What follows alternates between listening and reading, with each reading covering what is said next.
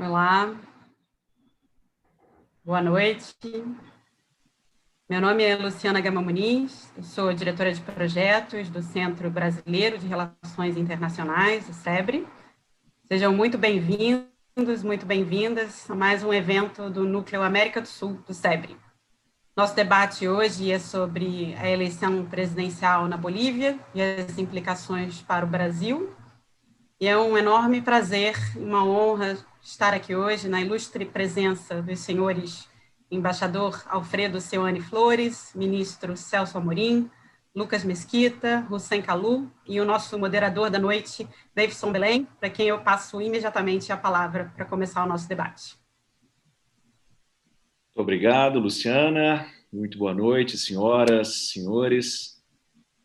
Considerada a região pivô da América do Sul, em virtude de sua posição geográfica, a Bolívia também desfruta atualmente do status de última fronteira das ideologias políticas.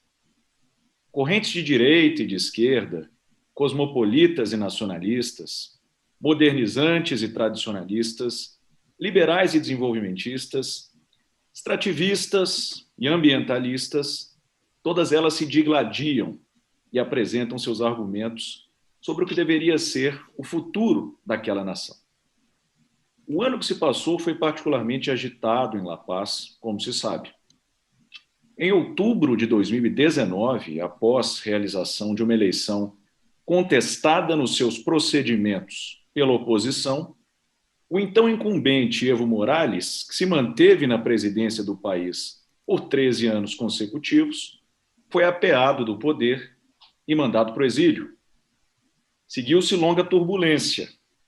Uma presidência interina de 11 meses da senadora tornada presidente Jeanine Áñez, sob o signo da paralisia administrativa, de escândalos de corrupção, de alegado autoritarismo e, claro, de uma pandemia. O último domingo, contudo, parece ter reposto o curso da normalidade institucional. A eleição presidencial culminou com a vitória incontestável, ainda em primeiro turno, do candidato Luiz Arce, do Movimento ao Socialismo, partido de Evo Morales. Seu opositor mais ferrenho, o ex-presidente boliviano Carlos Mesa, concedeu a vitória, cumprimentou a Arce. Áñez também reconheceu o triunfo do partido MAS. Entidades internacionais como a OEA, o Mercosul e a Carter Foundation atestaram em uníssono a lisura do pleito. E agora, o que vem pela frente? Para entender esse intrincado contexto sul-americano e as formas como a situação boliviana impacta as disputas no âmbito regional, eu contarei nesta noite com um painel extremamente qualificado. Compõe a nossa mesa de discussões Alfredo Seoane Flores, foi ex-vice-ministro das Relações Exteriores da Bolívia entre 2002 e 2003 e embaixador boliviano no Paraguai entre 2004 e 2006. Atualmente é diretor do Programa de Pós-Graduação em Ciências do Desenvolvimento na Universidade Maior de San Andrés, em La Paz, na Bolívia. Lucas Mesquita, professor do Programa de Pós-Graduação em Relações Internacionais da Universidade Federal da Integração Latino-Americana, UNILA. Lucas foi membro de missões de observação eleitoral do Parlamento do Mercosul, na Venezuela, no Paraguai, e desde a semana passada ele se encontra em La Paz para acompanhar as eleições presidenciais bolivianas. Hussein Kalu, pesquisador da Universidade Harvard, nos Estados Unidos, foi secretário especial para assuntos estratégicos do governo do Brasil entre 2017 e 2019. Hussein é Senior Fellow do SEBRE e coordena as atividades do seu Núcleo América do Sul, que abriga este encontro. E, finalmente, Celso Amorim, ministro das Relações Exteriores do Brasil entre 1993 e 1995 e, novamente, entre 2003 e 2011. Amorim foi também ministro da Defesa do Brasil entre 2011 e 2015. Na sua longa e importante carreira diplomática e política, Celso Amorim teve inúmeras ocasiões de debater e de negociar com as contrapartes bolivianas. Eu quero começar, então, este painel, que é ansiosamente aguardado por muitos, solicitando a cada participante, na primeira rodada, uma apreciação sucinta sobre a situação. E de maneira a podermos ouvir várias vozes, dar dinamismo à discussão, eu também pediria que não ultrapassássemos nessa primeira volta o limite de 5 a 7 minutos por fala. Concluída a primeira rodada, e a partir das perguntas que eu vou receber da audiência, eu buscarei dar um ritmo mais ágil à conversa e tentar cobrir a maior gama possível de temas. Bom, eu acho que é isso. Sem delongas, então, eu peço a nosso ilustre convidado internacional, professor e embaixador Seoane, que inicia a sua exposição. Lhe agradeço muito, embaixador, por aceitar o nosso convite. Gracias, muy buenas tardes, muchas gracias por la invitación, por la organización de este foro debate. Es muy importante el diálogo entre los países hermanos, vecinos sudamericanos y entre sus universidades y sus instituciones de investigación y de posgrado. Bueno, sobre los antecedentes que un poco ya Davidson nos expuso, quisiera solamente agregar que realmente estos sorprendentes resultados que dieron en primera vuelta la mayoría al partido MAS, con su candidato Luis Arce a la presidencia y David Choquehuanca a la vicepresidencia, fueron muy sorprendentes porque todas las anteriores encuestas y los resultados de la anterior elección que mencionó del 2019 mostraron que había una disminución del votaje que tenía el MAS y Evo Morales en realidad, y lo que se pronosticaba en las encuestas era que iba a haber una segunda vuelta y que en esa segunda vuelta saldría triunfador el candidato contrario al MAS, Carlos Mesa, de su agrupación Comunidad Ciudadana. Esto obviamente no pasó, el triunfo fue avasallador, aplastante, con más del 50% en primera vuelta. Entonces lo que quiero plantear de entrada es qué cambió respecto a 2019, cuando Evo Morales, siendo candidato, tuvo que realizar un fraude, o sea, llevó a cabo un fraude que determinó que no se diera lo que ya estaba claramente establecido, una segunda vuelta donde hubiera perdido frente a Carlos Mesa también. Esto ha cambiado, obviamente, y el MAS ha obtenido una votación que implica, lo que yo pienso es que un porcentaje de entre 20 y 30% de electores que anteriormente a 2019, digamos en 2014, habían apoyado a MAS, en 2019 cambiaron sus preferencias y pero en esta elección del 2020 regresaron, volvieron a optar por el MAS, ¿no? Se habían desencantado y estaban, digamos, de alguna manera en contra de la reelección, del forzamiento anticonstitucional de esa reelección por cuarta vez de Evo Morales, por todo lo que esto implicaba y su mandato de 14 años que realmente de alguna manera cansó a la gente, al pueblo. Y entonces no obtuvo apenas un poco más del 40%. Entonces, en este nuevo escenario, lo que nos preguntamos es qué ha cambiado. Y entonces yo decía que un 20 a 30% del electorado desencantado regresó a votar por el MAS. Pero también hay un tema que explica esto, que es la pandemia del COVID-19, que generó una tremenda crisis económica, la crisis de salud, obviamente, con la cuarentena y el cierre de los negocios, hubo una recesión, se incrementó el desempleo, etc. Pero también una fuerte conflictividad y polarización política, emergente de lo que pasó el 2019 y que continuó, digamos, en todo lo que va de este año. Y todo esto generó un temor, una situación de incertidumbre evidente. Pero lo que se preveía es que, que el desencanto previo del 2019 continuaba y esto parece que no, bueno, en realidad no se mantuvo. Otro tema fue que la campaña del MAS fue muy bien encarada, muy bien concebida, con mucho asesoramiento, y el discurso principal era que el MAS era el garante de la estabilidad y del crecimiento, ¿no? Y que un poco la crisis que estaba viviendo era también consecuencia de que el MAS no estaba en el gobierno. Ese mensaje con el cual yo no estoy de acuerdo, sin embargo, fue muy aceptado y por la mayoría de la población, pienso yo. Entonces, esta campaña reiteró ese mensaje. Otro tema importante adicional fue que hubo una división y un encono muy fuerte entre los sectores anti-MAS que se enfrentaron duramente, y esto de alguna manera también fue fomentado por el mismo MAS de diversas maneras. Bien, y esto llevó, digamos, a una situación pragmática de decir, más vale lo conocido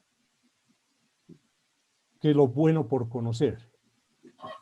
Incluso la duda de si era lo bueno por conocer, porque claramente también el MAS mandó el mensaje de que si no se respetaba su triunfo, que era asegurado por las encuestas, decían, entonces iba a salir a las calles, iba a bloquear los caminos, iba a generar situaciones de violencia y de tensión en las ciudades, ¿no?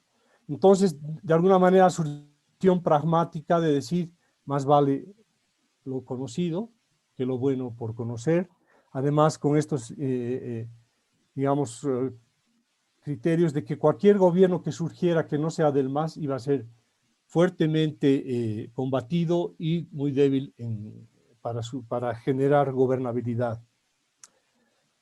Pero más allá de lo plebiscitario, yo quisiera hacer el análisis en torno a otras cuestiones. O sea, claro, digamos, esta idea de que la voz del pueblo es la voz de Dios podría decir que todo está bien. Sin embargo, en mi criterio, lo que ha quedado trunco es la posibilidad de un cambio de las situaciones de grave deterioro y de rumbo inadecuado o equivocado que están sucediendo en Bolivia a partir de las políticas que aplicó el MAS. Uno, esta situación de que el tremendo extractivismo, ¿no? Hay una situación de abuso de la explotación de los recursos naturales, la situación de ecocidio y de quema de los bosques fomentados por decretos y leyes que emitió el gobierno de Evo Morales. Los graves problemas de una justicia realmente en deterioro y en situación de podredumbre tremenda, cooptada política y económicamente por el anterior gobierno, que implicaba la necesidad de una reforma urgente de la justicia. No se va a dar, ¿no? Esta catástrofe ecológica de quemas intencionales en el bosque amazónico y del Chiquitano, los proyectos elefantiásicos del gobierno anterior con inversiones millonarias que no tienen ninguna posibilidad de generar retornos. No hay eficacia en estas inversiones. Se ha destinado millones a proyectos que no van a producir nada bueno. Y la constante presencia del narcotráfico. Esto es un tema, esta es una agenda que probablemente no se atienda. ojalá que sí haya un giro en las políticas ya conocidas del gobierno del MAS y este giro permita un cambio de rumbo. Pero aquí es donde ya quiero apuntar los últimos elementos de mi participación. Y es que es difícil, aunque Luis Arce lo haya declarado y quiera hacer un cambio de rumbo, la misma estructura poderosa que está en torno a Evo Morales y sus acólitos es muy fuerte como para permitirlo, ¿no? Este grupo puede ser problemática para que Luis Arce y el nuevo gobierno pueda hacer un cambio de rumbo que, como digo, es urgente. Lo ha dicho, Luis Arce ha dicho que él gobernará y no gobernará Evo Morales, ¿no? Hay pronunciamientos también de las juventudes del MAS que piden que Evo Morales no vuelva. Hay los sectores hay varios sectores del MAS que se han pronunciado en ese sentido.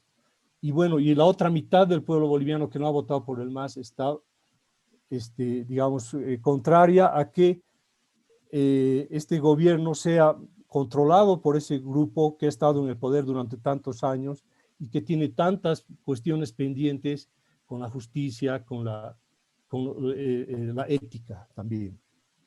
Entonces, es probable que existan fricciones, posibles fricciones entre un Evo muy poderoso que controla, digamos, la organización y tiene una base totalmente leal con los cocaleros del Chapare, los que producen coca, y, digamos, otros sectores dentro del mismo MAS que están queriendo digamos, asumir una responsabilidad y un cambio de rumbo. Lo que podemos pensar es que tal vez el gobierno del MAS va a ser, dentro de los posibles que se hubiera podido suceder después de las elecciones, va a ser el MAS con mayor gobernabilidad. Tiene un parlamento mayoritario, tiene, digamos, los movimientos sociales controlados por el mismo MAS, digamos, van a estar en una primera etapa tranquilos, pero es posible que posteriormente, y dadas las grandes promesas que ha hecho el MAS y Luis Arce de que va a resolver todos los problemas, los problemas no son fáciles de resolver en la situación de la economía boliviana, del sistema de salud, del sistema de educación, del tema del medio ambiente. Todo está, digamos, en una situación muy crítica, y si se repite la agenda o sea, digamos que si hay la inercia que ha dejado Evo Morales en su proceso anterior, esto puede después generar mucha inestabilidad. Pero el primer periodo puede ser muy interesante, estable. Hay, de hecho, la posibilidad de que a través de financiamiento externo se pueda inyectar grandes cantidades de liquidez en la economía, reactivar la demanda y a través de ello también la oferta, que el desempleo, digamos, retroceda, el nivel alto de desempleo que tenemos y los ingresos suban. Pero tenemos también otros indicadores muy complicados. Tenemos unas exportaciones a la baja, tanto en precio como en volumen. Ahí está el acuerdo de gas con el Brasil. Hay un déficit fiscal que estaba durante los 4 años anteriores al 2020 en un promedio de 7% del PIB. Ahora debe estar, según cálculos, alrededor del 11% del PIB. El decrecimiento este año va a ser de menos 8%, no va a haber crecimiento. No ha habido políticas aplicadas durante los 14 años, pese a la bonanza de recursos que ha tenido el país. No ha habido ninguna política para la transformación productiva. Seguimos con una matriz primario exportadora, pero además endeble, porque las reservas de gas y de petróleo no se han incrementado. Las leyes de los minerales están a la baja. Embaixador, Sí. eu queria ouvi-lo mais de forma mais tópica sobre esse tema na segunda rodada. Eu tenho uma pergunta especialmente pensada. Se o senhor me permite... Puedo quedar ahí. Bueno, solamente un tema.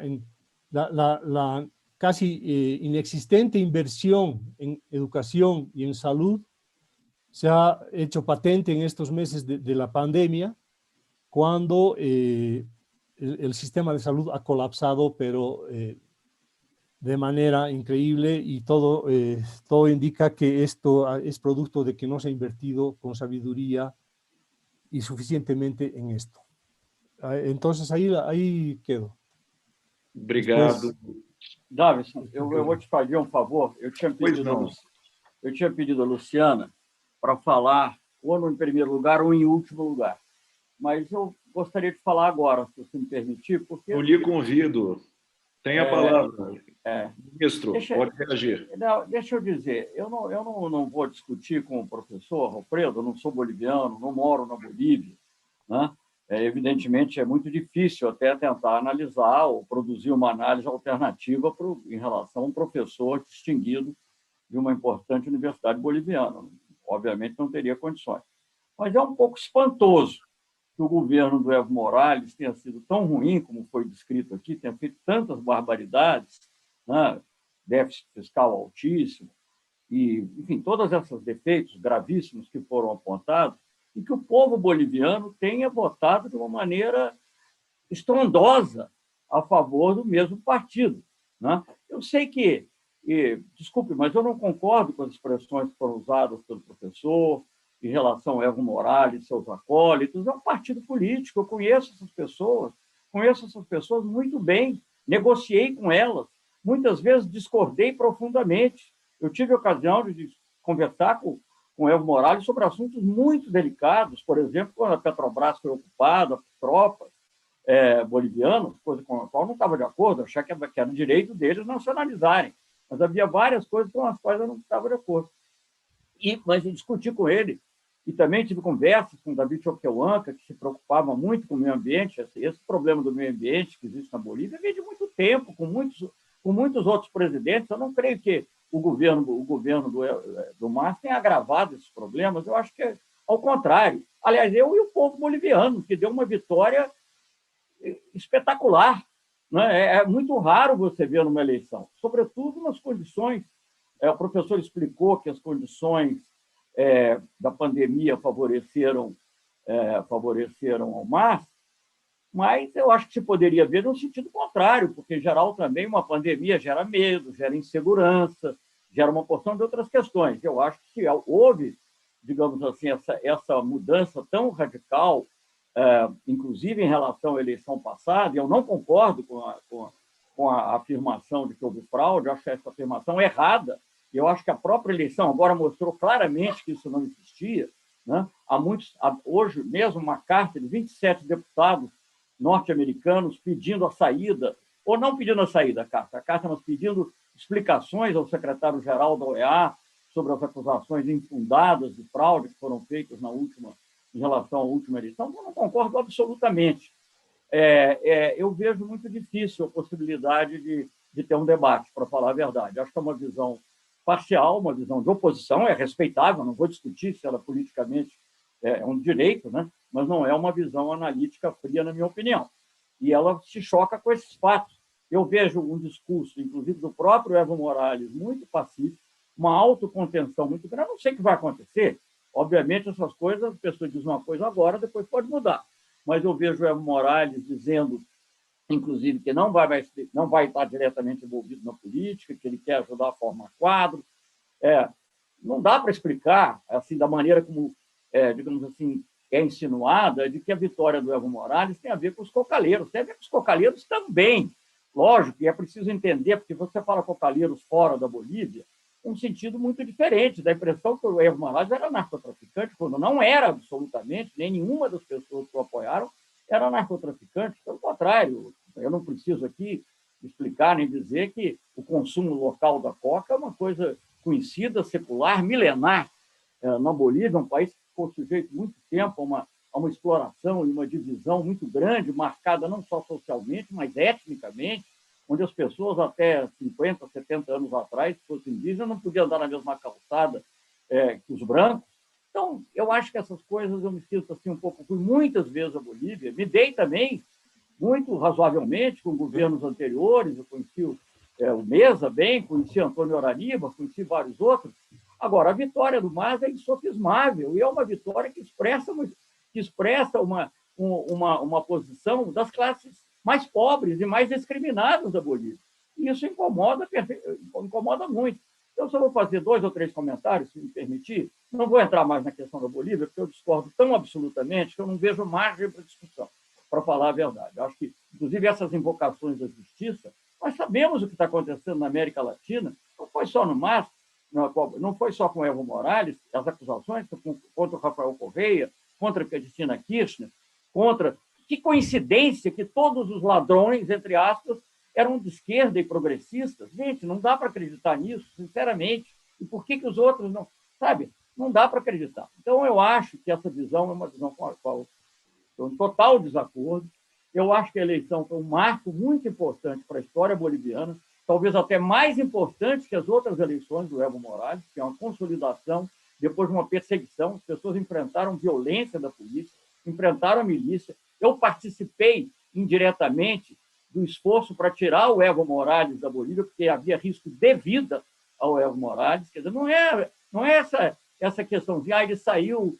Não, ele foi um golpe violento, inclusive com participação de milícias, milícia, como a gente chama no Brasil, não sei que nome lá, forças irregulares, com participação da polícia e com as Forças Armadas meio assim, fingindo de neutras, mas quando você tem a polícia agindo e as milícias agindo armadamente, a Força Armada está neutra, ela obviamente não é neutra. E a gente sabe bem que o comandante do Exército foi o último que aconselhou o Evo Morales a sair da Bolívia. Então, foi claramente um golpe militar. Claramente um golpe militar, um golpe policial militar, digamos assim. Então, eu vou terminar, por favor. Eu fico muito desconsolado com essa visão. Eu acho que é uma vitória da democracia. O que vai acontecer não se sabe. Pode ser que seja melhor, pode ser que seja pior. Eu enfrentei a dificuldade, pessoalmente, era acusado aqui pela mídia brasileira de facilitar a vida dos bolivianos. Não tínhamos nenhum interesse nisso, mas vimos que havia um esforço para valorizar o povo boliviano, as pobres pessoas da Bolívia, e por isso nós participamos de negociação que eu acho que foram razoáveis para nós. Eu costumo dizer isso dessa maneira, até tem uma pessoa que fala, o senhor sempre se repete, só para entrando num outro assunto, mas é que eu vou entrar em outro assunto porque eu acho que eu não vou falar mais, viu? Sinceramente, porque eu não acho que haja clima para falar mais. Mas eu vou, então, terminar o meu discurso e depois eu abro mão de falar na sequência. Por favor, Celso. Tem muita coisa para você guardada. Espera um instantinho, deixa eu terminar. Então, eu acho isso. Então, nós ajudamos a Bolívia numa reivindicação correta, que foi a mesma que nós tivemos no Brasil nos anos 50, de cuidar dos nossos recursos naturais, de poder decidir sobre eles soberanamente, e fizemos isso de uma maneira em que o impacto para nós foi mínimo, foi cerca de 10% do preço do gás naquela ocasião. E para o Brasil nunca faltou uma molécula de gás. É muito importante saber isso, no momento em que crise de energia no mundo inteiro, no momento que você tinha um problema na Europa em função da Rússia, pelo aquele gasoduto que passa na Ucrânia, todas essas questões acontecendo. Conosco não aconteceu isso, porque nós negociamos. Agora, eu tratei com muito respeito essas pessoas, e eu tenho aqui nas minhas anotações uma frase de 2008, do Evo Morales, uma das conversas que eu tive com ele, quando houve quase uma guerra civil provocada por essas mesmas pessoas de Santa Cruz e de outros lugares. Ele disse, querem tumbar el índio. Da mesma maneira que no Brasil não se podia aceitar um operário metalúrgico sendo presidente, não se podia aceitar na Bolívia um índio governando. Vamos enfrentar a realidade, essa que é a realidade. Né? E agora o partido dele, o David Choquehuanca é um representante indígena, uma pessoa de muito bom senso. Tive muitas conversas com o David Choquehuanca, antes, depois, como ministro da Defesa, fui à Bolívia 3 vezes já como ministro da Defesa, tinha ido, às vezes, incontáveis vezes que eu estive lá, como ministro das Relações Exteriores, em vários governos, porque tinha estado também com mesas, tinha estado com Sanches de Lozada, quando fui ministro do Itamar também. Então, eu vejo a Bolívia ganhando uma personalidade muito importante. E acho que é muito importante para a América Latina. Eu acho que nós tivemos um esforço muito grande de golpes. Eu sei que ninguém aqui, basta ver, desculpem dizer, mas eu estou muito honrado com o convite. mas nós vimos também nos patrocínios aqui do SEBRE praticamente metade do PIB mundial. Eu não sei nem como é que me aceitam aqui para falar. Deve ter sido algum trabalho, mas de qualquer maneira, eu acho que eu estou aqui falando, sabendo que ninguém vai concordar, mas eu acho que é preciso dizer isso. Houve um processo em toda a América Latina, não sou só eu que estou dizendo, não, é o Papa Francisco que diz isso, um processo de lawfare. Então, invocar agora essas questões da justiça que tentou barrar a chapa que barrou o Correia no Equador e depois tentou tirar a própria chapa, mesmo sem o Correia, a justiça que proibiu o Lula de ser candidato contra uma decisão do Comitê de Direitos Humanos, que, ao contrário, infelizmente, porque ele é um homem incompetente, do ministro Barroso, não é um comitê administrativo, como agora recentemente reconheceu o próprio STF, uma justiça que fez tudo para evitar que a Cristina Kirchner continuasse no poder. Então, essa justiça não pode ser invocada para dizer que o Evo Morales tem problemas. Quem tem problemas quem criou essa situação. Eu não defendo que o Evo Morales fosse candidato eternamente. Se há uma coisa que eu concordo, o professor disse, eu acho que, de fato, havia um cansaço com o Evo Morales por ter ficado tanto tempo no poder. Isso acontece, como acontece, vamos dizer, claro que no sistema presidencialista é diferente, não vou entrar aqui numa discussão constitucional sobre isso, mas a Margaret Thatcher ficou quantos anos na Inglaterra? A Merkel está quantos anos? Isso é aceito normalmente. Quer dizer, também... eu sei que o sistema é outro, mas não deixa de ser um culto à personalidade, não deixa de ser uma presença constante e contínua, e com ela também, até com a Margaret Thatcher, aconteceu isso. Tá? O país estava crescendo, etc., mas houve um cansaço. Então, eu acho que a minha discordância é tão profunda que eu não vejo condições de participar do governo. Eu quero ser educado, não vou nem sair, né? Vou ficar aqui ouvindo, calado. Então, um momentinho. Agora, eu acho que o que ocorreu na Bolívia é um prefácio de uma grande mudança na América Latina. Nós vimos houve um progresso muito grande no início bom, eu não vou nem entrar em fatos que são conhecidos. A Bolívia era a economia que mais crescia na América Latina, com todos os defeitos que foram apontados aqui, era a economia que mais crescia. É como você dizer que o Juscelino, na época do Brasil, para os mineiros que estão aqui, dizia para o Juscelino que o Juscelino foi péssimo, porque a inflação era alta, porque o déficit público era alto, mas, enfim, mas o Brasil cresceu muito, se industrializou. Eu vou comparar, eu vi, inclusive, uma evolução no pensamento do Evo Morales, que no início era muito radical. A última vez que estava, eu me lembrei, juro por Deus, me lembrei do Juscelino, porque era a última vez que eu estive com ele, quando eu era ministro do Exterior ainda, acompanhando o presidente Lula, em Vila Tunari, eu acho que nós tivemos, e ele estava interessado em estrada, não estava absolutamente mais interessado em nenhum conflito social grave. Então, gente, eu vejo isso de uma maneira... Enfim, há aprendizados, eu não vou dizer que tudo que foi lá foi feito, foi certo, em nenhum lugar mas o povo boliviano julgou o que é melhor. E não é um mal menor, ele julgou a favor, porque as pessoas não saem entusiasmadamente para votar da maneira que saíram, simplesmente para evitar um mal maior. Me desculpe muito, mas isso não é uma coisa, não é uma análise correta, não é uma análise isenta. Então, eu queria dizer isso, eu acho que é muito importante para a América Latina, nós vamos ter... que é o que eu posso falar, porque eu não entendo assim profundamente de Bolívia. Nós vamos ter um plebiscito no Chile daqui a uma semana, vai ser esse domingo, importantíssimo, porque a crítica ao neoliberalismo lá no Chile foi feita nas ruas. O Chile não é uma crítica acadêmica, é uma crítica feita nas ruas, que a vida se tornou insuportável. Né? Então, eu acho que isso é o que está acontecendo. Nós temos o Alberto Fernandes na Argentina, então eu tenho a convicção, e com isso eu vou terminar, de que nós estamos vendo... Eu sei que o Brasil é um caso distante, um caso aqui singular, que não adianta nem falar do Brasil, mas a Bolívia é um país importante em todos os sentidos, é um país importante pelo que ela é importante pelo componente indígena, é importante porque é o único país que participa dos 3 grandes ecossistemas da América do Sul, é um país platino, é um país amazônico e é um país andino. Né? Então, é natural que o que acontece lá tenha uma repercussão também fora. Eu acho muito importante o que aconteceu. É muito raro se ver uma... Não se pode diminuir essa vitória. São mais de 20% de diferença. É uma vitória estrondosa. Aqui, quem tem que pensar lá é a oposição, como ela foi rejeitada, de maneira com todo o esforço que foi feito para tirar o máximo. Gente, eu tenho contato direto com essas pessoas, não tenho nenhuma influência, mas tenho contato direto. 2, 3 semanas antes, havia dúvida se haveria eleição ainda, porque já tinham vetado a candidatura do Evo Morales para senador. Então, veja, eu acho que nós estamos realmente num outro mundo Então, eu não vejo muita razão para eu continuar no debate, mas estarei aqui. Muito obrigado aqui por terem me convidado. Obrigado, Hussein Khalud, que obrigado, me convidou Celso. inicialmente. Obrigado, obrigado, Luciana, por ter também me obrigado, mas eu acho que nós estamos em mundos diferentes. Hussein, dos Estados Unidos, o que é que você vê? Está sem áudio, meu caro. Eu queria tecer algumas palavras sobre o que o Celso disse, de forma bastante tranquila e desacelerada. Eu tenho procurado construir pontes e aproximar visões das mais variadas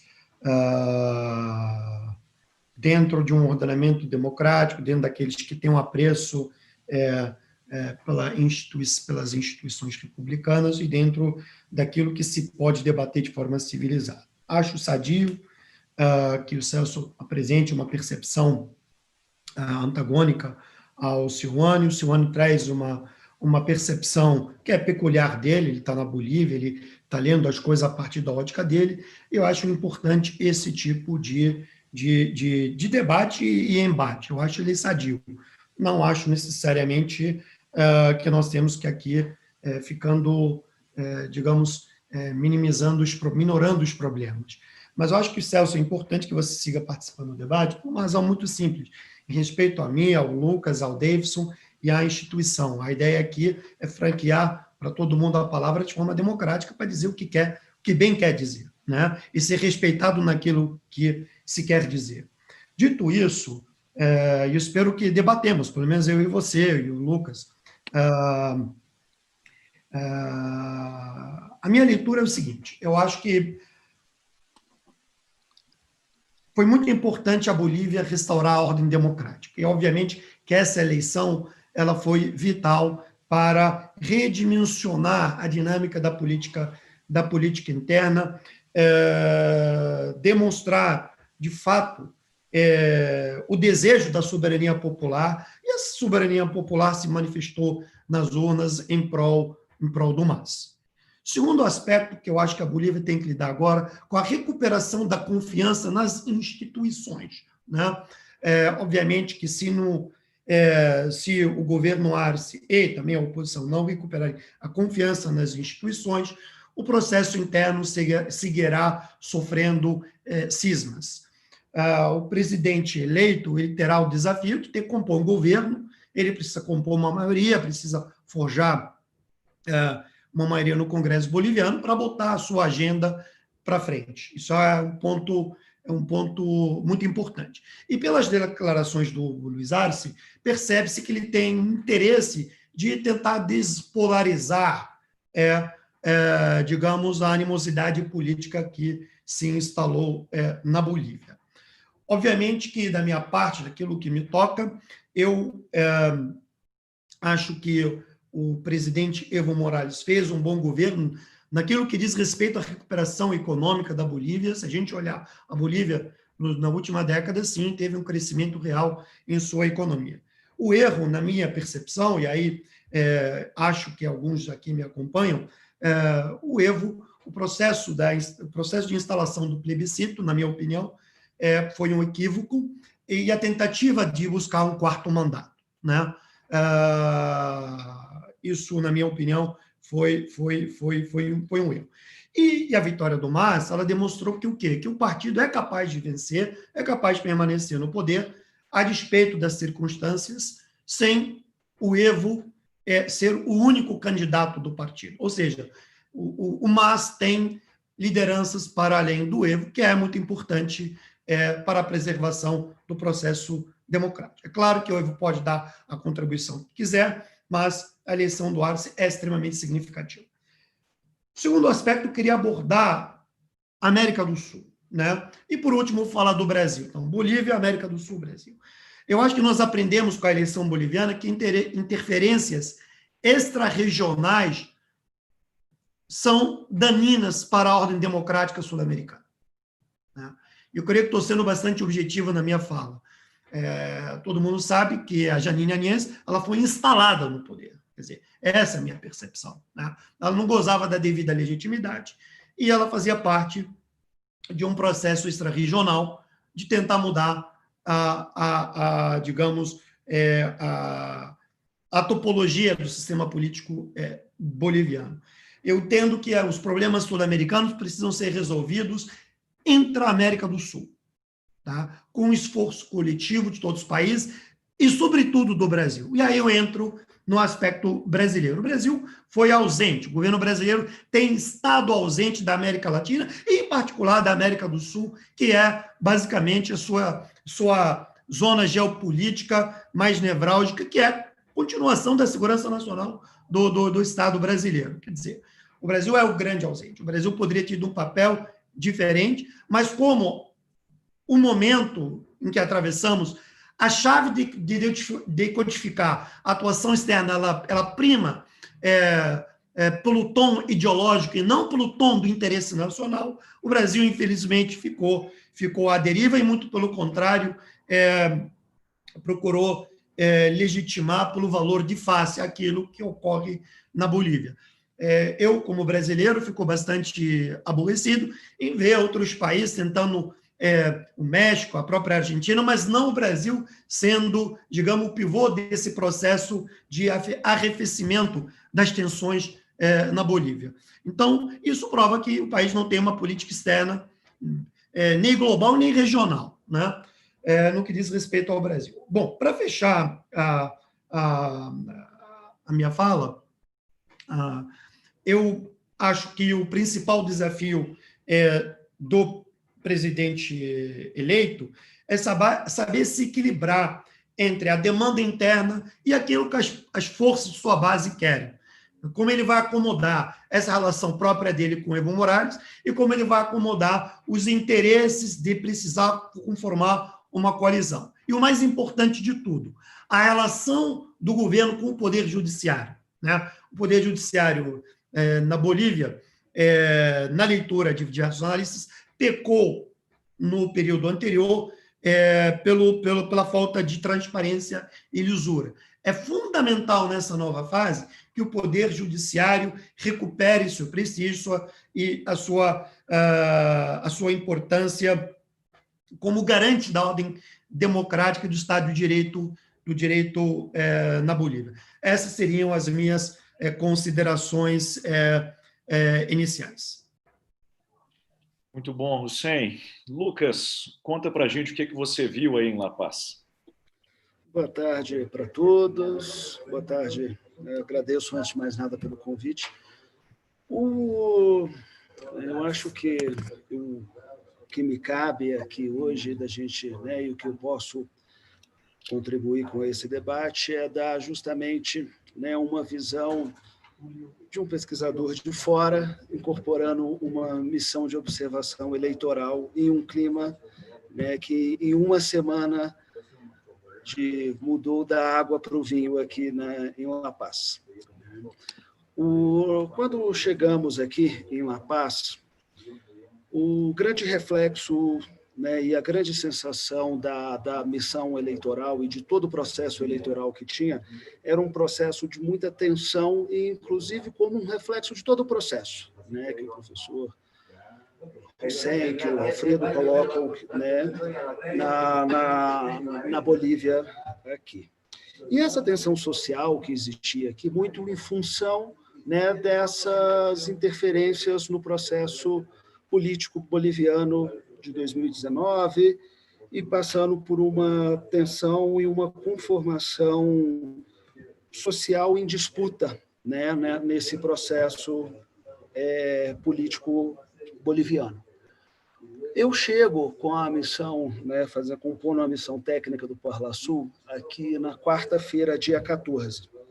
E a tônica e o debate que nós presenciamos com todos os atores políticos, tanto do MAS, do Comunidade Cidadana, né, com os membros da bancadas, com membros, né, das organizações internacionais que faziam parte do processo aqui, era uma tensão latente, principalmente com relação aos possíveis resultados, né?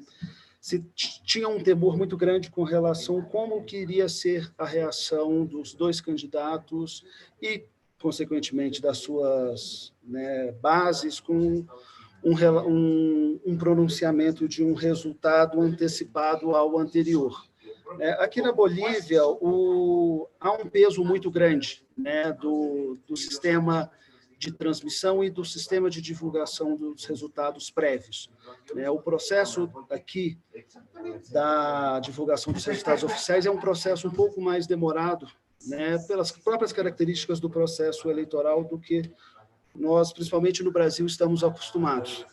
E a tônica, né, e as dinâmicas que os grupos tinham aqui com relação ao processo eram que uma declaração antecipada de ambos os candidatos poderia explodir o barril de pólvora que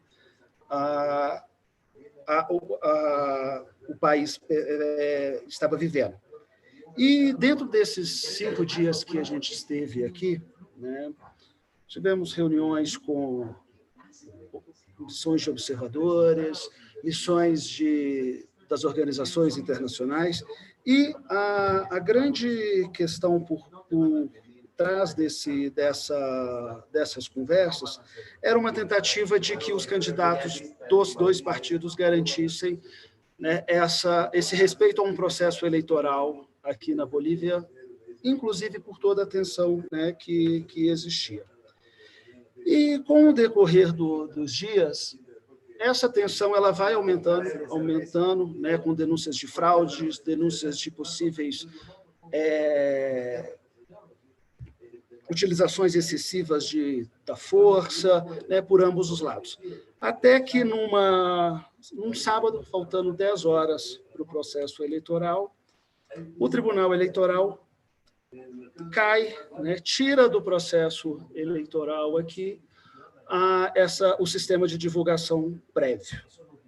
E isso, de certa maneira, abaixa as pressões internas, e um processo eleitoral que vivia uma tensão latente passa agora, desde domingo, para um processo em ampla tranquilidade, né? As eleições aqui na Bolívia perpassaram por uma altíssima participação da população, né? Os dados são incríveis, né? Numa pandemia, numa crise eleitoral, numa crise social, a gente tem quase 87% de participação, né, da sociedade civil boliviana, com dados muito interessantes com votos válidos na casa de 95%, né, que eu acho que dá uma representatividade muito grande do processo eleitoral, da tranquilidade do processo, e que, no meu entendimento e no entendimento da própria missão, né, de observação eleitoral do Parnasul, evidencia um processo tranquilo, limpo, de eleições, né, eleições que respeitaram a vontade popular e que são reforçados basicamente por uma rápida declaração da oposição, uma rápida declaração da própria presidente de fato, né, Janine Áñez, reconhecendo o processo eleitoral, e de forças, inclusive, extra-regionais, né, anteriormente o próprio Michael Kozak e agora, né, o próprio secretário Pompeu. Então, assim, do ponto de vista, né, do processo e da observação eleitoral, um processo que começa muito tenso e que vai, ao longo da semana, reorganizando o seu próprio processo, inclusive pelas forças internas, levando a essa conformação, e que acaba realmente num processo aí tranquilo, né, e reconhecido, inclusive, pelos membros da comunidade internacional, das missões de observação que estavam aqui. Então, para a gente, né, começar o debate, eu vou nesse sentido. Obrigado, meu caro. Acho que foi um relato muito interessante, rico, esclarecedor. Eu queria passar a segunda rodada. Eu acho que as questões de política doméstica, a gente deu conta delas na primeira rodada, e eu achei fascinante. Não sei os senhores, mas, francamente, acho que se houve algum momento enfim, a tensão, e acho que está superado. E eu queria falar de relação bilateral Brasil-Bolívia, e convidar a Seoane, Alfredo Seoane, para puxar essa segunda volta. Professor, O Brasil tem, na Bolívia, o seu grande provedor de gás natural. 95% da pauta brasileira de importações da Bolívia se compõe do gás. E Arce declarou há pouco que pretende revisar os preços, renegociar os termos dos contratos entre Brasil e Bolívia. Isso me parece uma questão sensível. E por quê? Porque há, reconhecidamente, uma interdependência. A Avenida Paulista depende de gás natural boliviano, mas, por outro lado, a Bolívia também depende das compras brasileiras, não é? É uma interdependência assimétrica, mas há interdependência. Os dois lados dependem, e é bom que as coisas andem bem para as duas partes. O que eu vejo do lugar em que eu estou sentado aqui é um presidente da República, Jair Bolsonaro, muito reticente em relação aos regimes políticos que estejam hoje governados por partidos de esquerda, centro-esquerda. Até hostil, mais do que reticente. A não interlocução com a Argentina, por exemplo, ela é demonstrativa do que pode estar por vir. Como é que o senhor avalia essa perspectiva bilateral Brasil-Bolívia, considerando que o Brasil é governado por Bolsonaro e a Bolívia será governada por um partido de esquerda?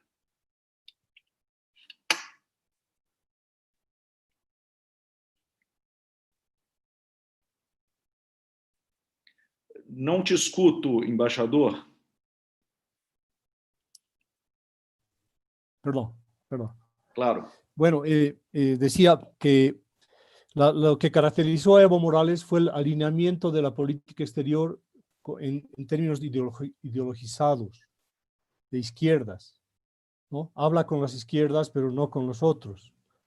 Entonces eso es, digamos, una orientación de la política exterior que yo pienso debería cambiar, tener una política exterior más realista, independientemente de que en el Brasil haya un gobierno de tal signo o tal otro, es nuestro socio más importante. El 95% de nuestras exportaciones al Brasil son gas. Eso es algo que lamentar, esa monoespecialización de Bolivia en materia prima. En cambio, las importaciones desde el Brasil son muy diversificadas, bienes con alto componente industrializado. Yo pienso que en general, en la región, hay que relanzar el proceso de integración y Bolivia debería jugar un rol por ser, digamos, por estar ubicado en el centro, en fin, de acercamientos y de contactos con todos. A nosotros nos apena mucho la actitud de un gobierno como el de Argentina, que se inmiscuye en problemas internos de Bolivia y con quien se supone, digamos, que ahora va a ir bien una relación porque hay comunidad ideológica. Pero no debería ir mal con Brasil porque esté Bolsonaro o después esté nuevamente el PT o lo que sea. O sea, los países tienen intereses, no ideologías. Y en ese sentido ha sido un error de Bolivia haber alineado de esa manera su política exterior.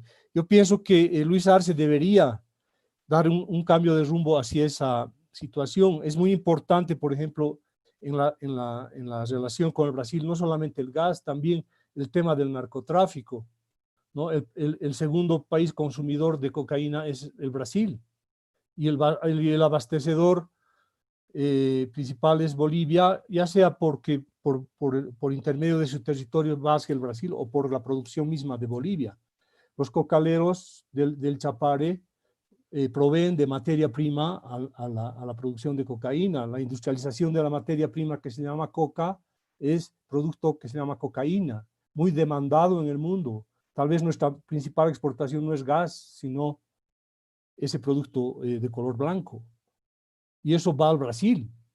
Y ese es un tema que debe estar en la agenda, por supuesto, seguramente.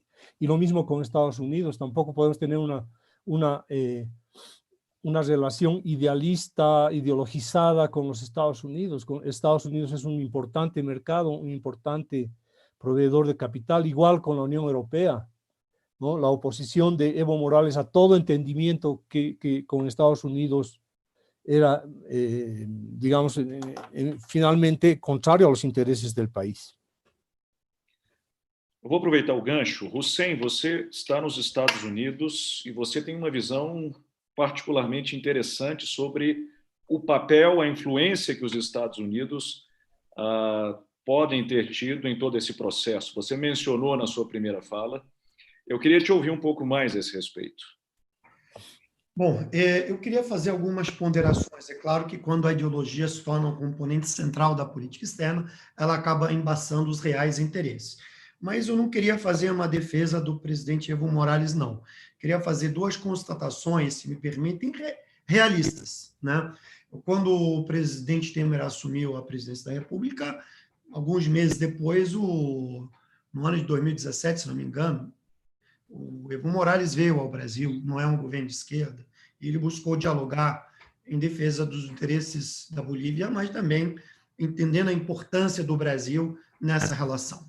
Segundo aspecto, que eu acho que conta um pouco a favor do presidente Evo Morales, é quando o presidente Jair Bolsonaro foi eleito, na posse do Jair Bolsonaro, o Evo Morales veio à posse e teve um encontro positivo com o presidente Bolsonaro. Então, eu acho que se a gestão do Evo Morales tenha falhado em algum momento em matéria de caráter ideológico, eu não sei lhe dizer, mas com o Brasil, eu acho que ela foi bastante pragmática. Né? Sobre esse quesito, ela foi bastante pragmática, porque, enfim, eu estava presente, tanto quando ele encontrou com o presidente Temer, como eu estava saindo do governo, quando ele veio para a posse do Bolsonaro, mas eu não, obviamente, eu estava já em regresso à universidade. Então, é importante esclarecer isso.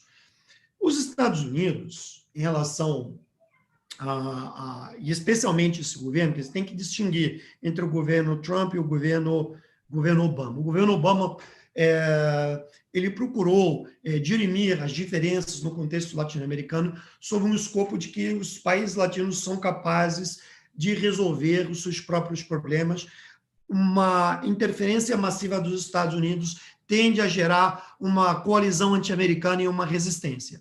E isso, basta ver a política do governo Obama para com a Venezuela. Quer dizer, eu me recordo de um episódio do Don Shannon indo lá conversar com Maduro. A temperatura era muito menor, quer dizer, né?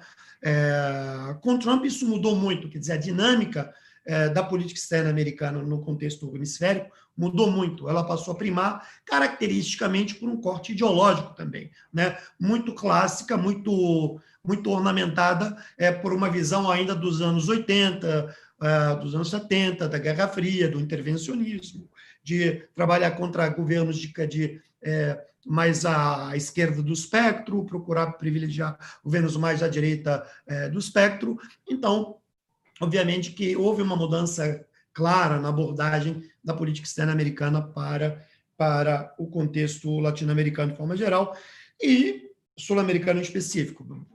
Aí eu exemplifico o que eu estou falando na aproximação do presidente Obama com o governo de Cuba, com o presidente Raul Castro. Quer dizer, ele avançou no sentido de buscar reatar as relações diplomáticas, de voltar a ter uma interlocução mais efetiva, a compreensão que havia no contexto hemisférico é que a questão do bloqueio não tem resultado, não tem efetividade, prejudica a população cubana e que essa página da Guerra Fria ela fracassou, né, no que diz respeito à política, à diplomacia da política do embargo, né? E Obama buscava virar a página, né? Aí o Trump, obviamente, ele tentou destruir todo esse arcabouço construído pela gestão Obama. Então, é importante entender que há uma diferença, sim, entre as duas abordagens no que diz respeito aos países latino-americanos e caribenhos de forma mais extensa, mas, em particular, no que diz respeito à questão sul-americana. E o grande equívoco é que o Brasil embarcou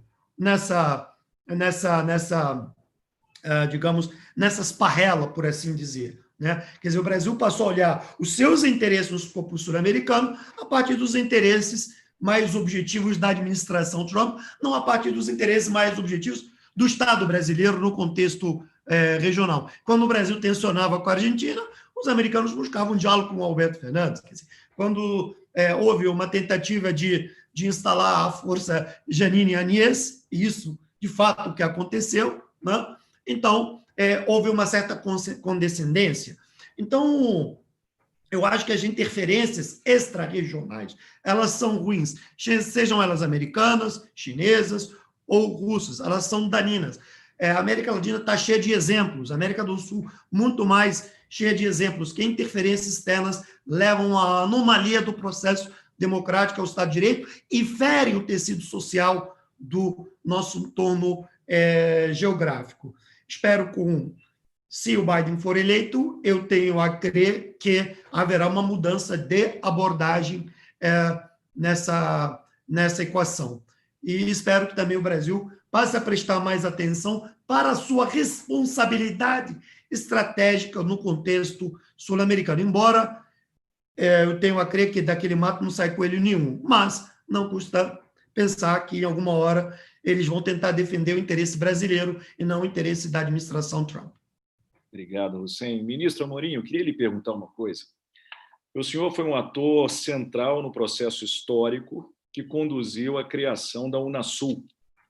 Esse experimento que é original, que é importante, que foi desconstruído nos últimos anos.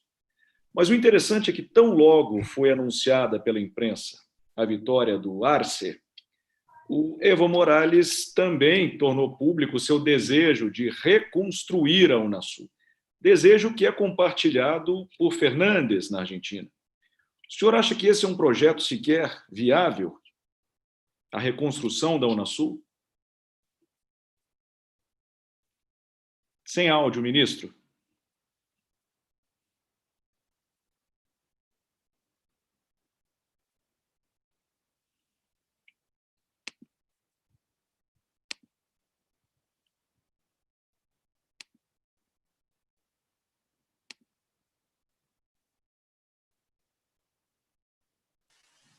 Agora sim.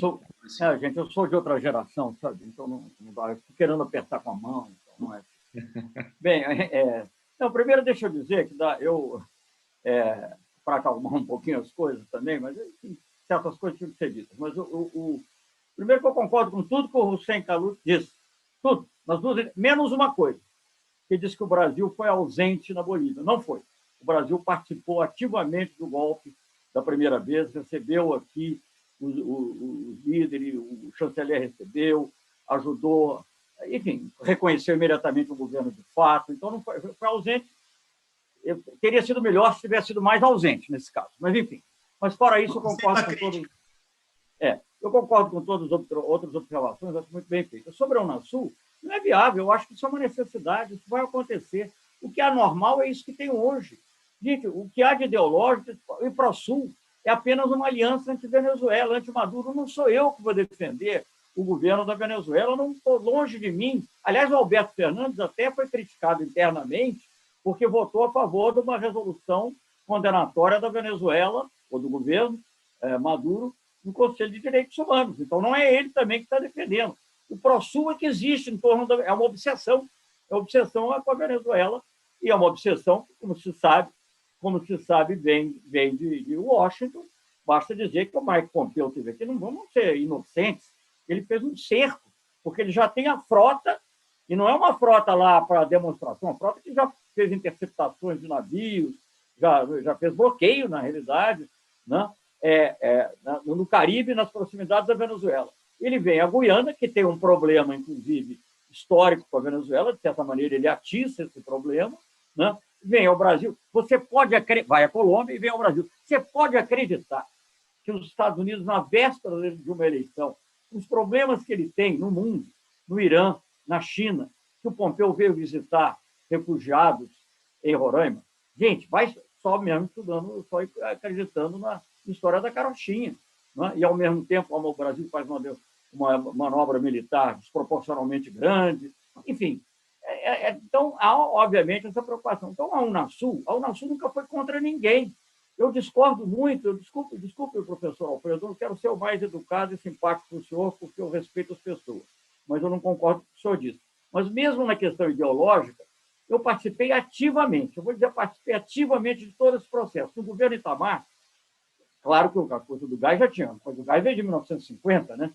Aliás, os nacionalistas brasileiros eram contra que a gente tivesse o gás da Bolívia, achavam que aquilo era uma manobra para acabar com a Petrobras, né? Roboré, um escândalo, um golpe contra a soberania nacional nos anos 50, com o Dinho da Fonseca.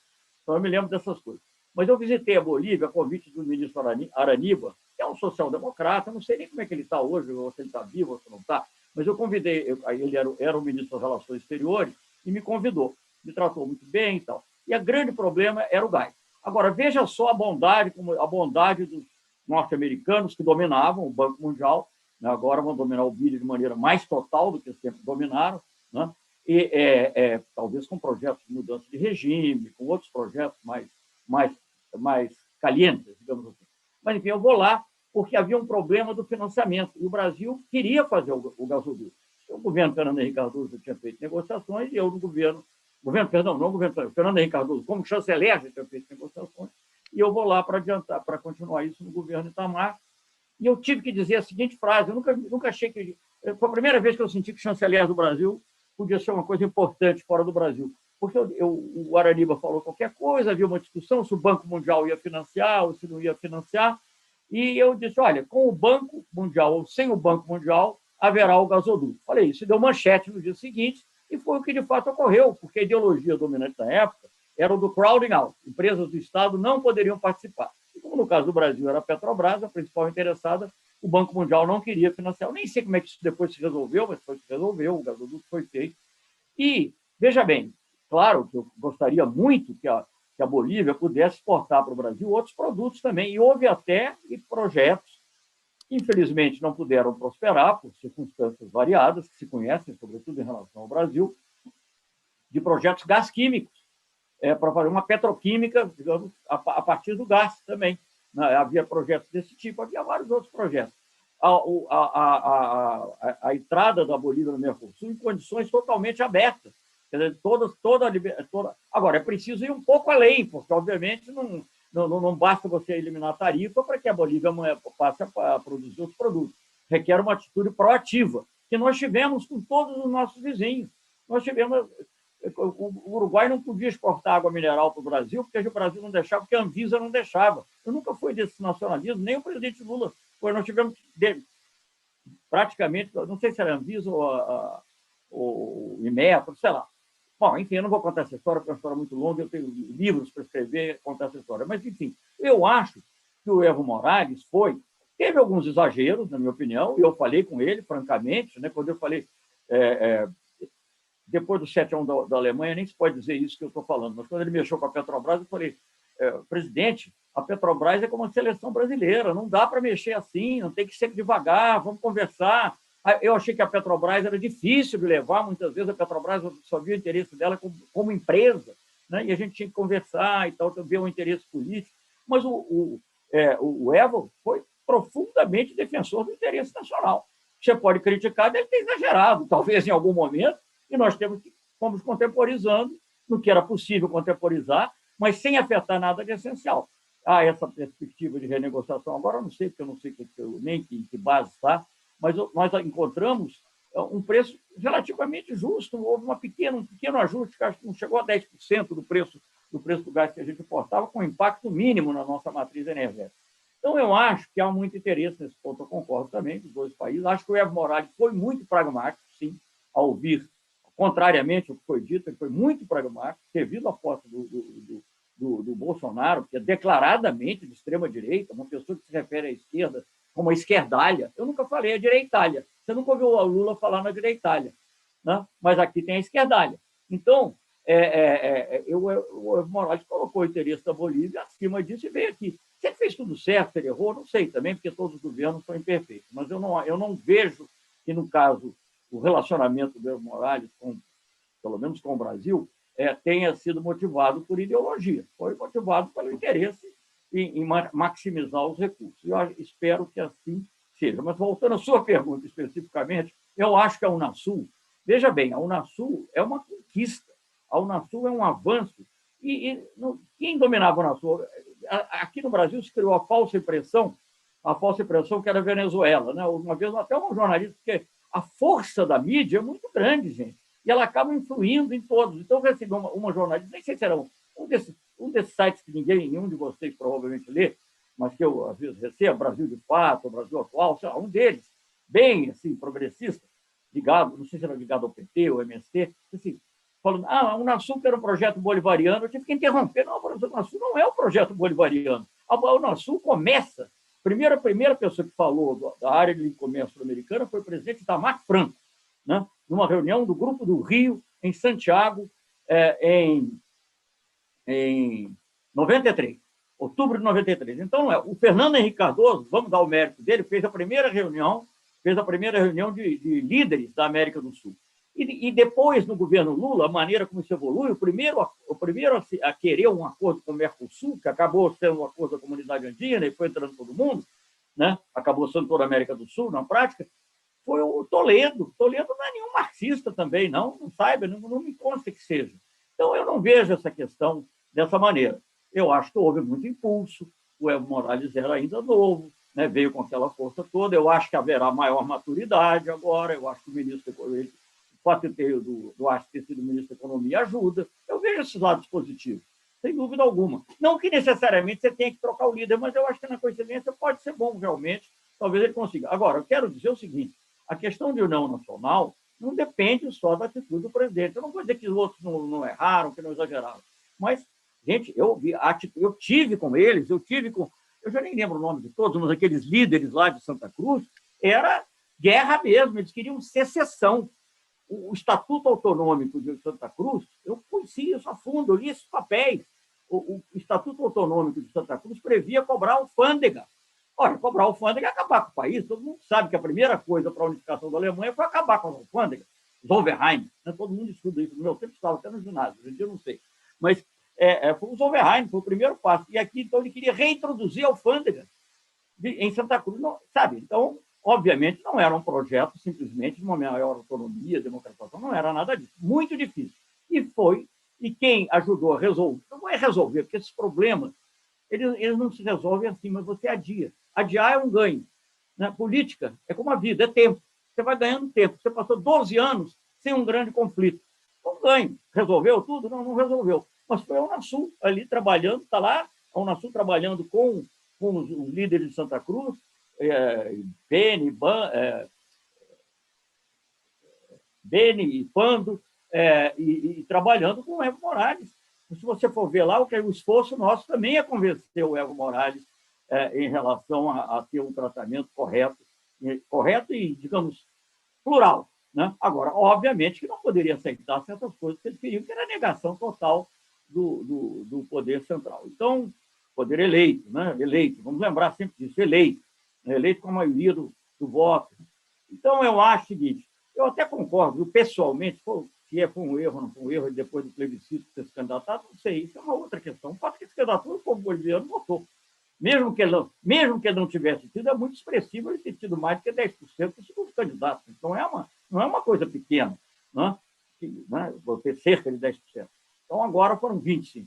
Mas, então, eu acho isso. Então, eu acho que a Unasul, sim, vai voltar. Não vai ser imediatamente. A Unasul, a Unasul o que era? A Unasul tinha projetos de infraestrutura, projetos na área de comércio, e era plural. Quem participou da Unasul ativamente, veio aqui ao Brasil assinar o acordo, foi o Uribe. Uribe era de esquerda? Uribe era marxista?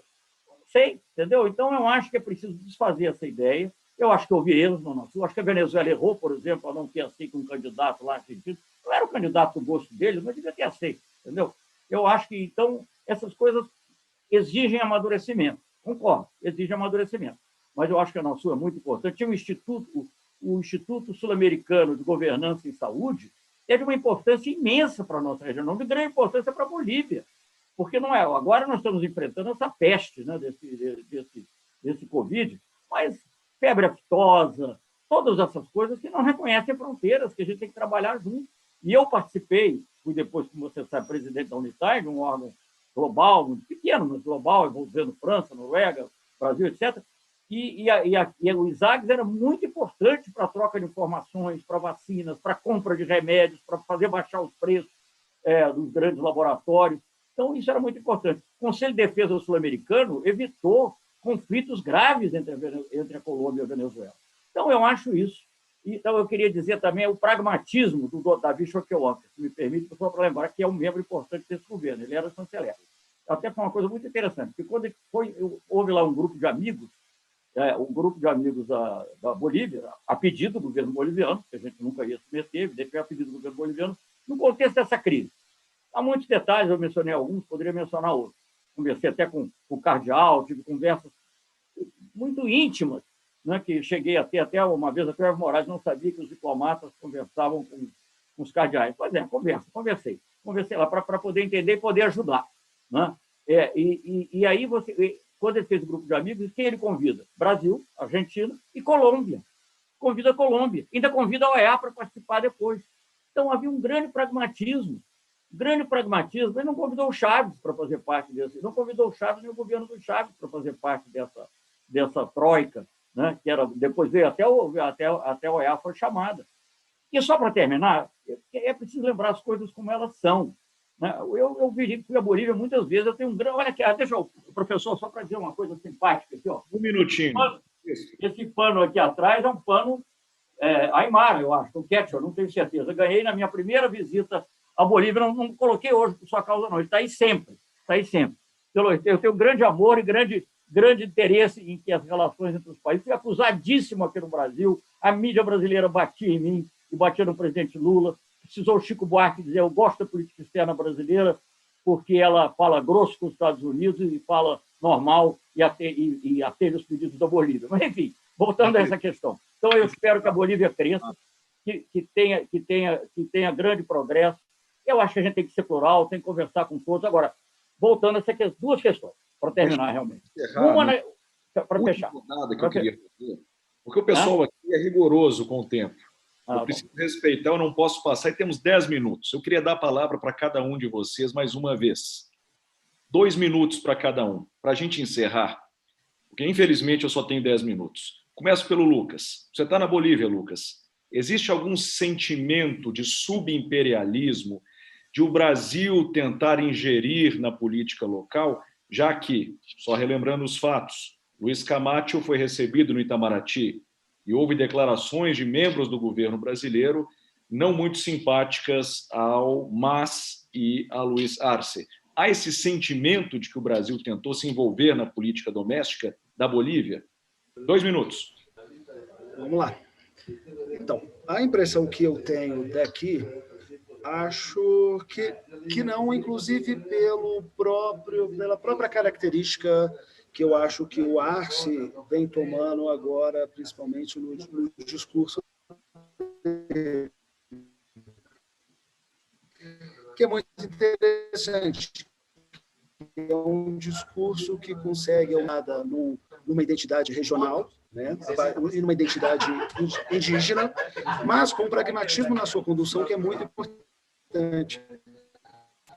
Os amigos daqui me disseram uma coisa que é muito interessante. Para governar a Bolívia, você precisa ter uma aproximação na Assembleia, com os movimentos sociais e com Santa Cruz de la Sierra, né?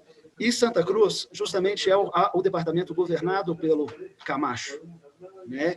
E, nesse sentido, a política externa que eu acho que, inclusive, o Camacho, o Arce vai adotar, é uma política externa muito pragmática, né? Nesse sentido, inclusive com uma aproximação ao Brasil.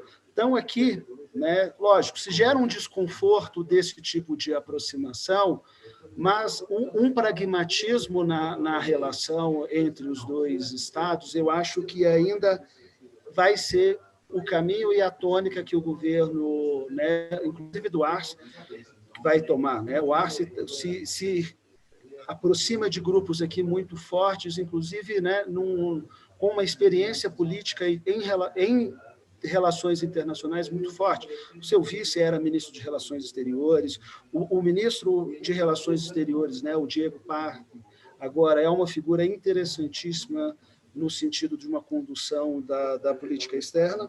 Então, eu vejo mais ou menos nesses termos.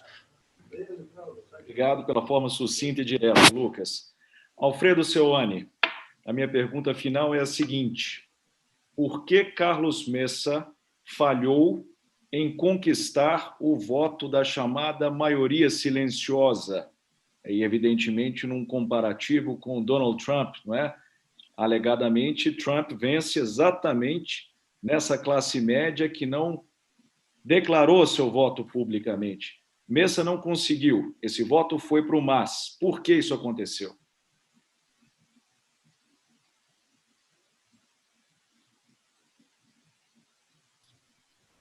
Bueno, tal vez un poco de contexto.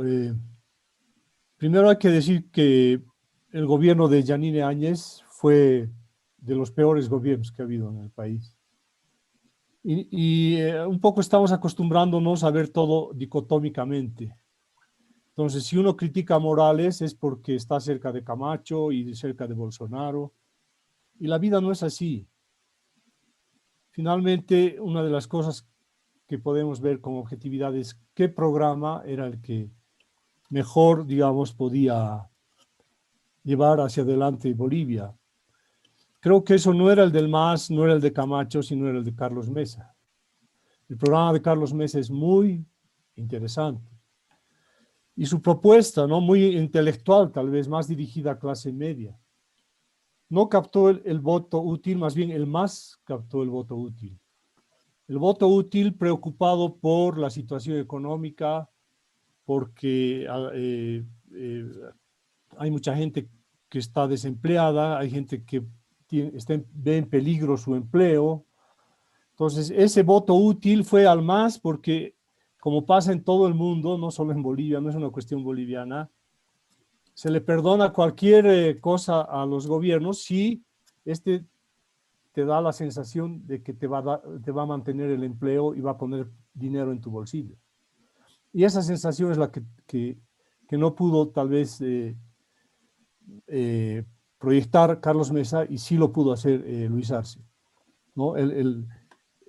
Todo el recordatorio de lo que fue, pero hay que decir, o sea, la Bolivia que es de ahora no es la Bolivia de los precios internacionales tan altos, de las exportaciones de gas a más de, cuando el barril de petróleo estaba a más de $100. A propósito, la negociación entre Brasil y Bolivia fue anterior al gobierno del MAS, y ese acuerdo fue el que estaba vigente hasta hace poco, y es lo que habría que volver a negociar.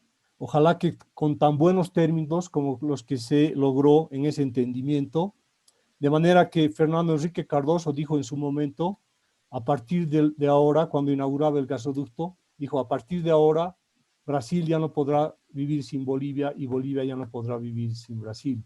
Nosotros vemos en Brasil a un líder, a un país que juega, que debería jugar un liderazgo regional hacia una mayor integración y un mayor acercamiento entre los pueblos y un mayor bienestar económico producido por el comercio intrarregional, en fin. Ese es el rol del Brasil. Y Bolivia también tiene un rol, aunque pequeño, es un país pequeño con economía poco diversificada, pero tiene sus cosas, digamos. Tiene, por ejemplo, una gran biodiversidad. Compartimos la Amazonía, que es, yo diría, es el capital más importante que tenemos, el preservar nuestros recursos naturales de buena forma, no deteriorar la minería, el extractivismo, la agricultura extensiva que voltea bosques. Ese modelo de desarrollo en Bolivia no lo queremos. Eso estaba planteado en el programa de Carlos Mesa, y eso es o sea, yo no soy, digamos, necesariamente partidista. Yo tenía una predilección, pero yo no soy de un partido.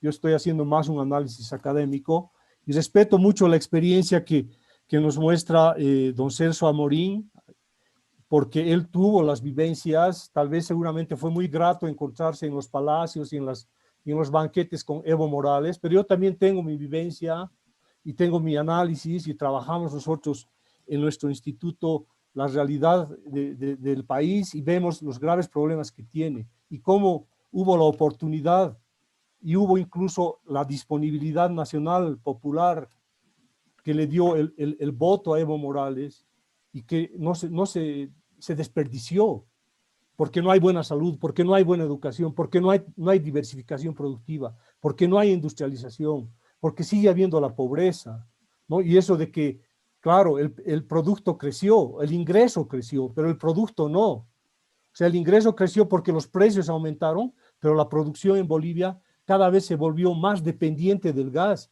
La industrialización retrocedió, nos volvimos un país más importador y estamos en una situación, yo diria, difícil, muito grave. Esta crise não é fácil. Deixa eu fazer essa pergunta para o Celso, porque isso também é um incômodo meu. E aí eu quero até extrapolar, não é só Bolívia, é a América do Sul. O nosso modelo de inserção econômica internacional é cada vez mais baseado em recurso primário. Isso vale para o Brasil. O Brasil, se não fosse a soja, a gente não fechava as contas nacionais. Isso não é um problema, ministro Amorim? A gente não está, de fato, numa encruzilhada histórica, a indústria encolhendo, o componente tecnológico desaparecendo. E esse não é um processo que demandaria esforços concertados no nível regional, né, a superação desse gargalo? Queria te ouvir, ministro. Você vai ter que me convidar de novo, Davidson, porque isso aí é uma conversa muito longa. Eu terei muito prazer em falar, mas em 2 minutos te dizer como é que... Eu concordo totalmente. Agora, fora isso, eu não posso dizer mais nada. É claro que eu fico preocupado com isso, e se isso é consolo para o Dom Alfredo Soane, o Brasil está passando por isso também. É a famosa doença holandesa. É uma coisa muito difícil de você combater, porque a tentação de... Por que se chama doença holandesa? Porque a Holanda também exportava muito gás e se desindustrializou, embora seja um país pequeno, mas tinha uma certa indústria, se desindustrializou porque ficou muito mais barato comprar lá fora. É muito mais fácil.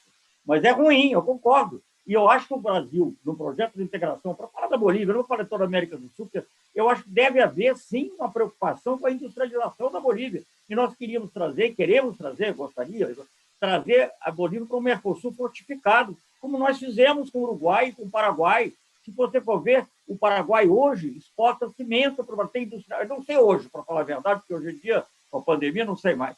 Mas muitos industriais brasileiros foram investir no Paraguai graças ao fato de nós termos ajudado o Paraguai diretamente. E, aliás, não é uma ajuda, porque eu não estou cobrando isso, não. Acho que eles mereciam até mais.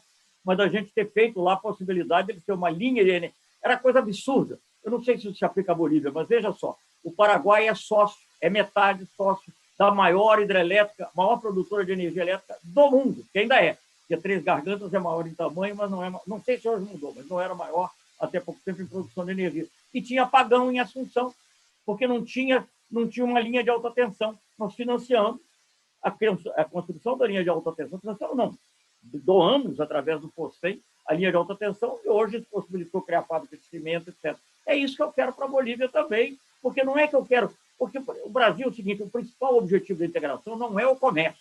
O comércio é um meio. O grande objetivo da integração é a paz. E a paz ajuda na democracia. E a democracia ajuda num desenvolvimento justo, não no mero crescimento econômico. Agora, esses problemas que o professor mencionou, eu concordo que eles existem.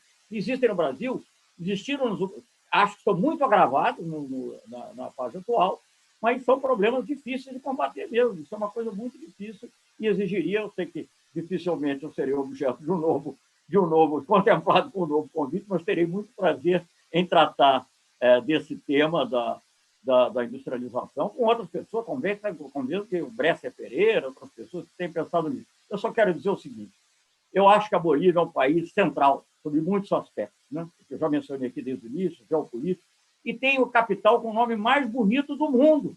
Olha que eu gosto muito do Rio de Janeiro, mas o Rio de Janeiro não é mais capital. É La Paz. É isso que nós queremos para a região, La Paz. Então, com esse comentário, não é, digamos, com os meus respeitos, apesar das divergências, eu encerro a minha participação nesse seminário. Obrigado a vocês por terem tido paciência de me escutar. Muito agradecido, ministro. E, Hussein, para fechar esse seminário eletrizante, eu vou lhe deixar com uma pergunta fácil. Vem uma nova onda rosa, uma nova virada à esquerda na região, Hussein? Vem comemorar aqui, ó. Olha só, eu acho que, independente da mudança, é importante se respeitar o ordenamento democrático sul-americano.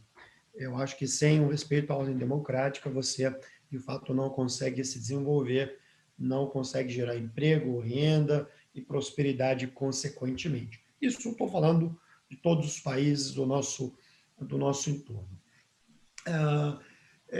Eu seria um pouco mais cético, né, de avaliar se nós vamos ter uma guinada regional para partidos caracteristicamente de esquerda ou não. Eu acho que cada país tem sua trajetória, tem a sua própria dinâmica, e isso depende de diversas variáveis, né?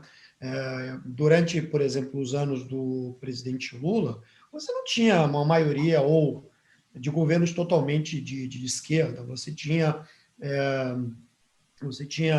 no Chile o próprio Pinheira, você tinha houve alternância entre ele e Bachelet, você tinha no Uribe na Colômbia, você teve mudanças, você teve governos que não eram todos de esquerda, mas isso também não impediu o diálogo intra-Unasul, né? Isso não impediu o diálogo regional. O importante não é ter mais governos à esquerda ou mais governos à direita. O importante é que você consiga ter um equilíbrio no contexto do diálogo regional. Se bem me recordo, os governos mais à esquerda, você tinha a Venezuela, Bolívia, Equador, Bolívia, Venezuela, Equador, Brasil, Argentina,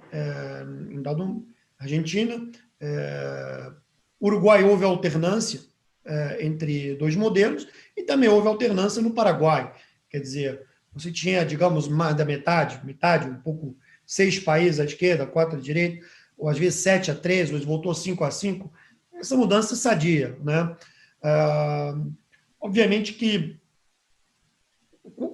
é importante discutir qual é a razão da volta dos governos ou dos partidos mais à esquerda, né? Eu acho que quando os partidos políticos mais à direita focam muito na agenda econômica, esquecem da importância do componente social, né, no processo de formulação das políticas públicas, eles cometem grave erro. Eu acho que os países latino-americanos, com as assimetrias sociais que têm, com as desigualdades que têm, não pode ter, ainda que tenha um governo de direita, de se desprender de uma política que olhe mais para esse problema da desigualdade, né? Quer dizer, e acho que os governos mais à esquerda tiveram uma sensibilidade talvez maior, né, para essa chave interpretativa, e foram importantes em alguns de seus projetos, foram exitosos. Mas também não podemos negar que alguns governos mais à direita também foram competentes, como no caso do governo do Uribe na Colômbia, no que diz respeito, e do governo do Juan Manuel Santos na Colômbia, no que diz respeito ao crescimento econômico, mas também ao combate do narcotráfico, às guerrilhas, né? Então, você tem governos de competência à direita, governos de competência à esquerda, mas as características da América Latina e da América do Sul em particular, nenhum governo pode prescindir de uma forte política social para a redução das desigualdades, porque a pobreza é forte e ela é real, né? Então, não se pode ter uma política somente de ajuste fiscal, entendeu? Ou de liberalismo econômico. Então, você precisa combinar as duas coisas, né? Virtus in medium est, né? A virtude está no meio. Então, é importante ter essa noção e essa importância de que a América do Sul tem características sociais muito peculiares e é necessário que se olhe para isso. Davi, se você me dá 15 segundos, em homenagem às minhas barbas brancas.